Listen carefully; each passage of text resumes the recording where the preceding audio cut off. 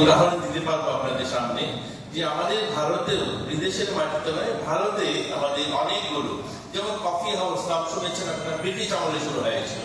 এটা ব্রিটিশ যখন চলে যায় তারপরে ভারতে সেটাকে ভারতীয় কফি হাউস নামে একটা কোঅপারেটিভ করা হয়, এবং এই ভারতীয় কফি হাউস প্রথম কলকাতা শহর এবং দিল্লি মুম্বাইয়ের বড় শহরে ছিল। আজকের দিনে বড় বড় প্রাইভেট কফি হাউস যেগুলো, তাদেরকে টাকা দিয়ে বিজনেস করছে আর 400-র উপরে তাদের আউটলেট দাঁড় করেছে।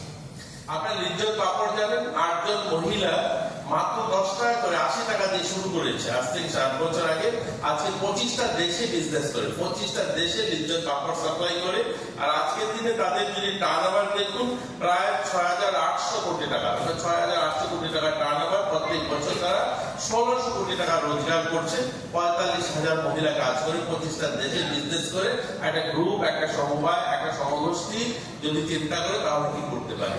এই আমুল দুধটা দুটো মানুষ নয়, পুরো একটা জেলার সমস্ত সবাই সম্মিলিত প্রচেষ্টায় সবাই মিলে যখন একসঙ্গে কাজ করছে, আজ আমুল ভারতে নয়, পৃথিবীর সবচেয়ে বড় দুধ প্রডিউসার, মিল্ক প্রডিউসার কোনো অর্গানাইজেশন, তাদের থেকে বড় আর কোনো অর্গানাইজেশন নেই।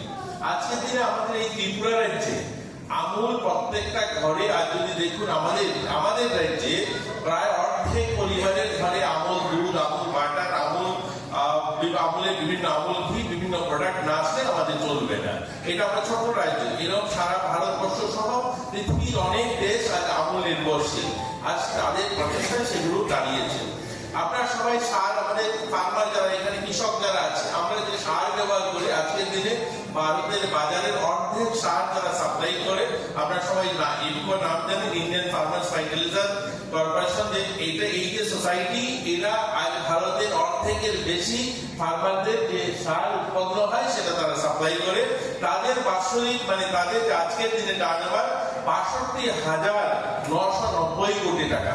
এইরকমই কিছু লোক, আপনাদের মতো কিছু লোক বসে সেখানে এই কোঅপারেটিভটা চালাচ্ছে।